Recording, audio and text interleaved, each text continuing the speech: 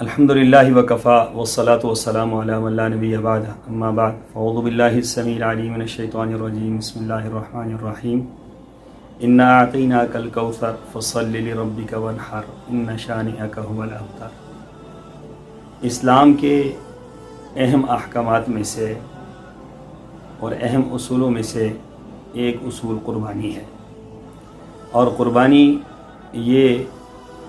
صرف اسلام ہی میں نہیں ہے بلکہ اسلام سے قبل بھی قربانی کا تصور موجود ہے۔ قرآن پاک کے اندر اللہ تعالیٰ نے حابیل اور قابیل کا ذکر کیا ہے، اور اس میں حابیل اور قابیل کے جو قتل کا معاملہ تھا، اس کی بنیادی سبب یہ بنا کہ اس نے اپنے بھائی حابیل کو قتل صرف اس وجہ سے کیا کہ اس کی قربانی اللہ تعالیٰ کے ہاں قبول ہوئی اور قابیل کی قبول نہیں ہوئی، اور پھر اس سے ہٹ کر ہر دور کے اندر قربانی کی اہمیت مسلمہ رہی ہے۔ اس اسلام نے اس کو ایک اور انداز سے پیش کیا ہے، اور وہ یہ ہے کہ رسول اللہ صلی اللہ علیہ وسلم جب مدینہ طیبہ میں تھے تو صحابہ فرماتے ہیں کہ 10 سال تک مسلسل آپ نے قربانی کی ہے۔ عملی طور پر آقا علیہ الصلوۃ والسلام کا قربانی کرنا اس بات کی دلیل تھی کہ یہ کوئی بہت اہم عمل ہے، اور پھر آپ نے یہ ارشاد فرمایا صحابہ کرام کو کہ ہر گھر پر ہر سال ایک قربانی ہے۔ اس کے لیے کوئی نصاب مقرر نہیں کیا گیا، اس کے لیے کوئی زیادہ شرائط اور اصول مقرر نہیں کیے گئے، کیونکہ لفظ قربانی جب ہم کہتے ہیں تو اس کا معنی ایثار ہے، اس کا معنی جو ہے وہ خرچ کرنا ہے، اس کا معنی جو ہے وہ اپنے پاس اگر نہیں ہے تو پھر بھی کسی نہ کسی صورت میں اس عمل کے اندر شامل ہونا ہے۔ دیکھیے حضرات صحابہ اکرام سے پوچھا گیا کیا کوئی شخص ادھار لے کر قربانی کر سکتا ہے؟ تو صحابہ کرام نے فرمایا اگر کوئی بندہ اپنی ضرورت کے لیے، اپنی ذاتی ضرورت کے لیے اگر قرض لے سکتا ہے، ادھار لے سکتا ہے، تو قربانی کے لیے کیوں نہیں لے سکتا؟ قربانی تو ایک بہت بڑی ضرورت ہے، اور پھر سال میں ایک مرتبہ یہ موقع آتا ہے جس موقع پر قربانی کا حکم دیا گیا ہے۔ تو اس بنا پر صحابہ کرام کے دور میں کوئی بندہ بھی قرون اولیٰ کے دور میں، چاہے وہ کتنا ہی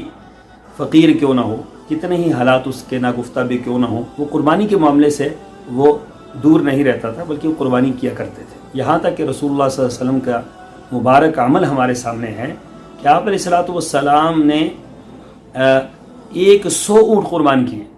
جبکہ آپ کے گھر کی کیفیت یہ تھی کہ آپ کے گھر کے اندر ایک مہینہ چولہا نہیں جلتا تھا، لیکن اس کے باوجود آپ نے 100 اونٹ حجۃ الوداع کے موقع پر 100 اونٹ قربان کی، اور پھر آپ نے ساتھ ایک گائے قربان کی، پھر آپ نے 2 دمبے قربانی کی۔ اس کا معنی یہ ہے کہ رسول اللہ صلی اللہ علیہ وسلم نے اس کو عملی طور پر ثابت کیا کہ عملی طور پر یہ بہت اہم چیز ہے، اس لیے مسلمانوں کو ترغیب دی گئی کہ اس سے پیچھے نہیں رہنا ہے۔ دوسری بات یہ ہے کہ کرونا وائرس کے حوالے سے جو پوری دنیا کی فضا بنی ہے، اس کے حوالے سے بعض لوگ یہ مشورہ دے رہے ہیں، اور یہ نئے دانشور جو دین کا فہم نہیں رکھتے، جو دین کی بنیادوں سے واقف نہیں ہیں، جو قربانی کی حقیقت سے واقف نہیں ہیں، جو اسلام کے اصول سے واقف نہیں ہیں، وہ یہ بات کہہ رہے ہیں کہ جناب آپ قربانی پر اتنا پیسہ خرچ کریں گے تو آپ قربانی نہ کریں، آپ اس طرح کریں کہ یہ پیسہ غریبوں کو دے دیں۔ یاد رکھیں قربانی کے ایام میں قربانی سے بڑھ کر بڑا عمل کوئی بھی نہیں ہے۔ ایک شخص اگر یوم النحر کے دن، قربانی کے دن 1 کروڑ روپے خرچ کرتا ہے، اور ایک بندہ صرف ایک دمبا ذبح کرتا ہے، یہ دمبا ذبح کرنا اس کا 1 کروڑ روپے سے زیادہ بہتر ہے، کیونکہ اس دن اللہ کو جو عمل محبوب ہے وہ قربانی ہی ہے۔ قربانی کا کوئی متبادل نہیں ہے، بلکہ یہ یاد رکھیں کہ کسی عمل کا کوئی دوسرا عمل متبادل نہیں ہوتا۔ قربانی کا متبادل تو ہے ہی نہیں، جس طرح نماز کا متبادل کوئی نہیں ہے، جس طرح روزے کا متبادل کوئی نہیں ہے، جس طرح زکوٰۃ کا متبادل کوئی نہیں ہے، جس طرح حج کا متبادل کوئی نہیں ہے، اس طرح قربانی کا متبادل بھی کوئی نہیں۔ تو جو دانشور ہمارے یا جو لوگ یہ مشورہ دیتے ہیں کہ جناب آپ صرف پیسے غریبوں میں تقسیم کر دیں، یہ زیادہ اچھی بات ہے، تو یہ ان کا فہم غلط ہے، یہ قرآن و سنت کے بالکل خلاف فہم ہے، یہ سلف صالحین کے بالکل خلاف ہے۔ ہمیں چاہیے کہ ہم سلف صالحین کے اصولوں کے مطابق اور اسلام کے بنائی ہوئے طریقے کے مطابق ہم قربانی کریں، اور ہر شخص جو ہے اس میں اپنا کردار ادا کرے۔ ہر گھر کے اوپر ایک قربانی ہے، ہر گھر خوشی خوشی سے